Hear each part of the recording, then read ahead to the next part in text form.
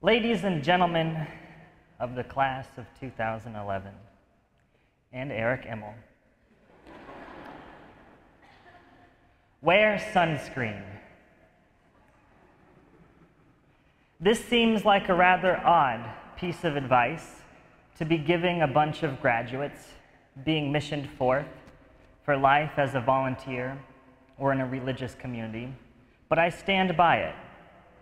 The long-term benefits of sunscreen have been proven by scientists, and Baz Luhrmann wrote a song about it 12 years ago, so it must be valid advice.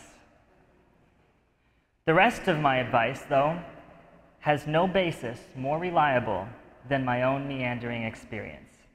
I will dispense this advice now. Enjoy the beauty and freedom of your year, or 2 years if you're doing one of those programs, or the rest of your life if that's your thing. It's a wonderfully liberating feeling to know that you'll get back from a long day of work and there won't be a huge pile of homework waiting for you with open arms. The open arms waiting for you will either be those of the rest of your community or the stalker hiding in your bushes. Parents, it's almost never a stalker in the bushes. Write a letter every day. If you don't have time for a letter, emails are fine. Phone calls are better. My relationship with Grandma flourished during my volunteer year because I was able to call her every Monday on the 15-minute walk home. Not only do letters or phone calls give you a chance to reflect on life and tell some amazing stories, but they serve as a constant reminder that there are others around the world going on a journey of faith because of your volunteer experience. Don't worry about the future. It's far too easy to become consumed with MCAT studying, applying for law school, or other, quote, important things, that you miss out on the most meaningful things happening around you. There's a terrible cliche about today being a gift, and that's why it's called the present.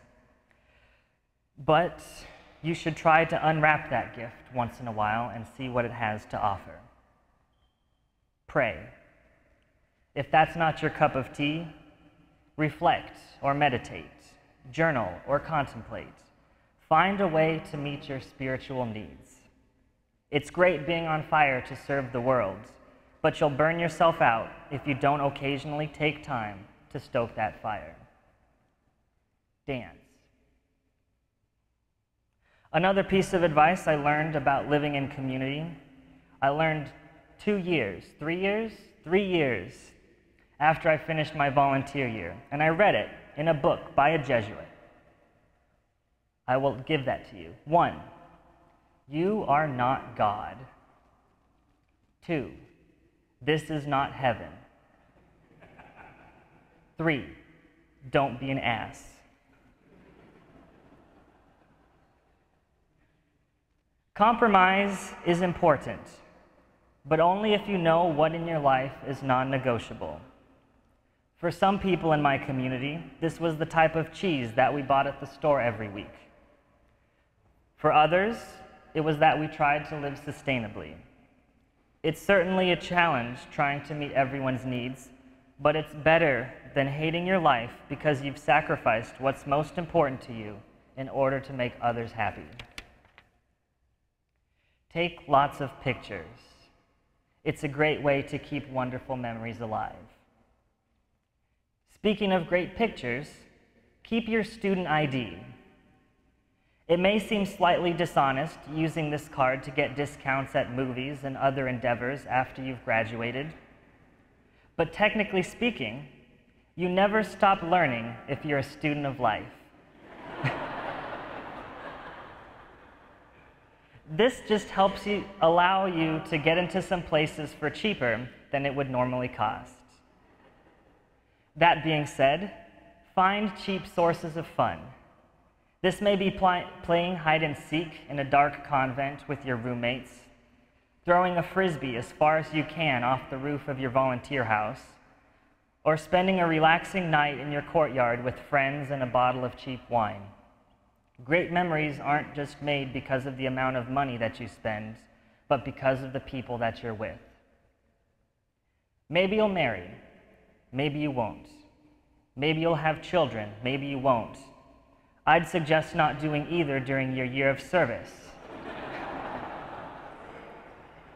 Because as one of my roommates pointed out, it's nearly impossible to raise the appropriate dowry on a volunteer stipend, and your community budget would certainly take a hit paying for diapers and baby food.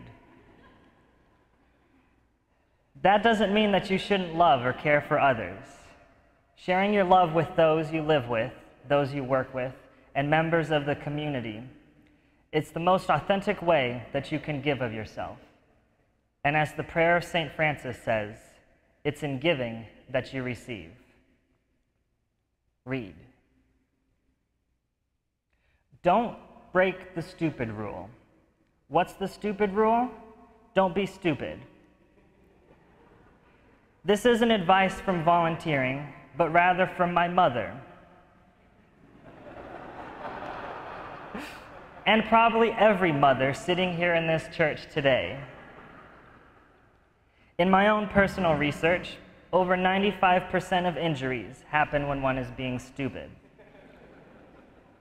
While this normally makes for a fantastic story in the future, make sure your volunteer program has health insurance and that you can take the physical, emotional, or spiritual implications of said stupidity. You will not return from this experience as the same person who started it. Finally, wear sunscreen and give hugs. You don't have to do both simultaneously because that might make for a greasy and possibly unsatisfying experience.